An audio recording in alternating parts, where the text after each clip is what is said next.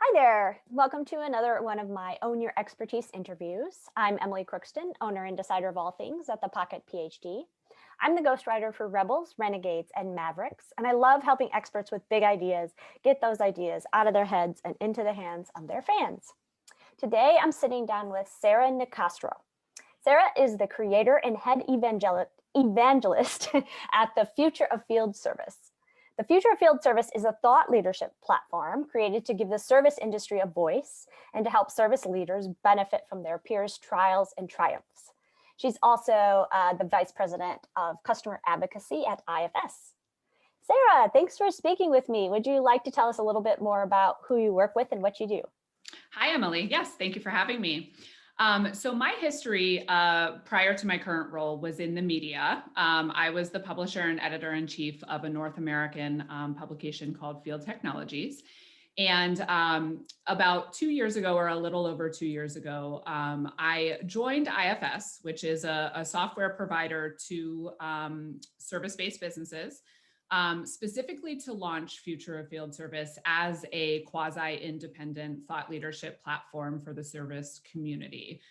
So it was really taking my history in the media and bringing it under the IFS umbrella.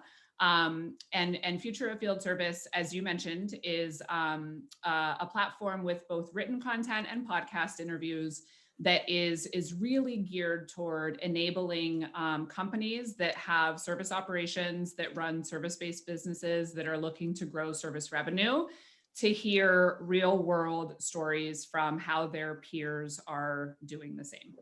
Cool. That's great.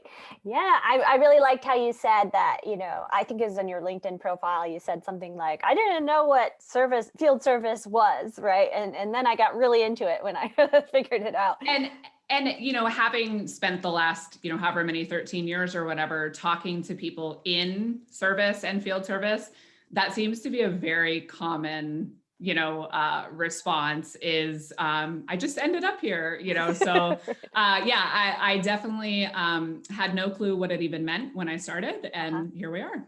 Oh, very cool. So what is field service? Right. So field service, in my opinion, has kind of, as a term, evolved. So, and that's because, within businesses across a wide variety of industries, service is becoming a bigger priority for strategic differentiation and revenue growth. So,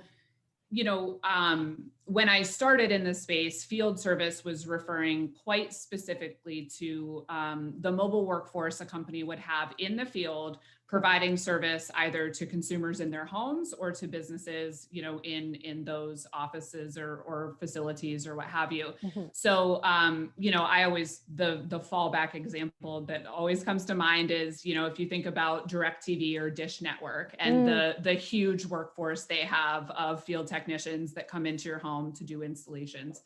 But it persists across, HVAC, et cetera. Mm-hmm. Now you see field service as a function evolving from more of a, here's someone that can come fix something when it's broken, a very technical or transactional role, to something that is more of an extension of the company's brand and an ability to build relationships, act as trusted advisors, et cetera. So it's evolved quite a bit. How would you describe your path then to becoming an expert?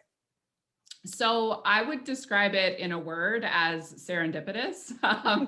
So, as I mentioned, when I first started in this space in 2008, quite frankly, I didn't intend to build a career in this space. I was starting in a role that I thought would be kind of a transitional role from completing my MBA to kind of whatever would come next.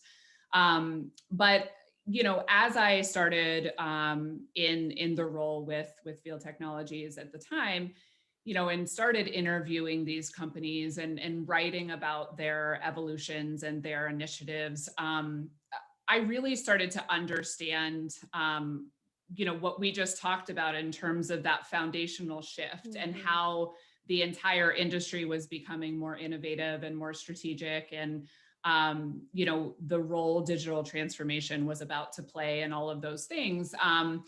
it was really interesting to me. So it surprised me a bit, but it was. And I started to, develop a lot of relationships and gain a lot of insight just from having so many conversations with people doing these things, that I just got really invested in it and I liked it. And I just stayed the course and have continued doing the work.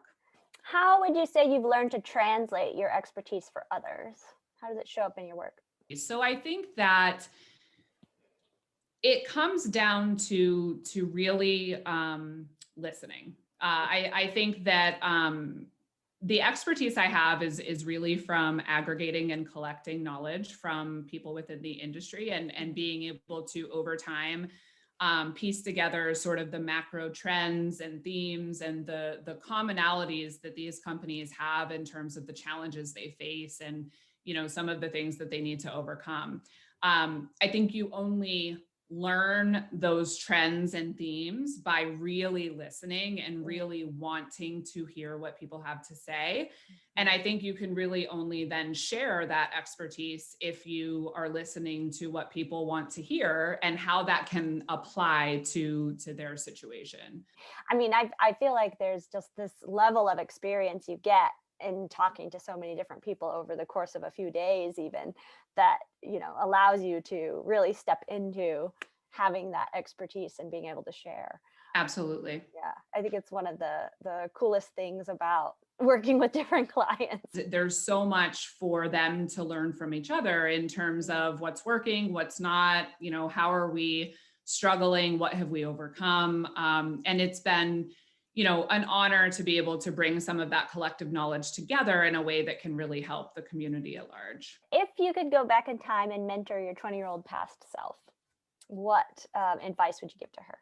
Everyone starts from somewhere, right? Like you can't start out as an expert in anything, and expertise comes from continuous learning. So you have to understand that you are just as smart and capable as everyone else in the room, even if you are, at the beginning of aggregating that knowledge and expertise. I think that there were some times where I felt too nervous or reserved to speak up and say, I don't really understand what you mean. Can you explain that? Because I didn't want to seem that I wasn't an expert.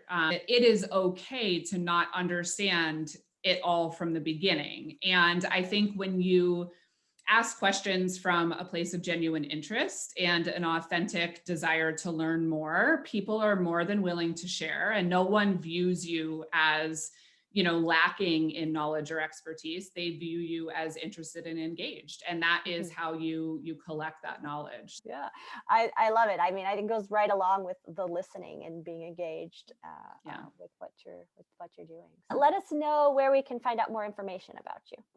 Yeah, so I would love for you to come check out the content that we're creating at futureoffieldservice.com. And you can also find me on LinkedIn. Thank you so much, Sarah. Thanks, Emily.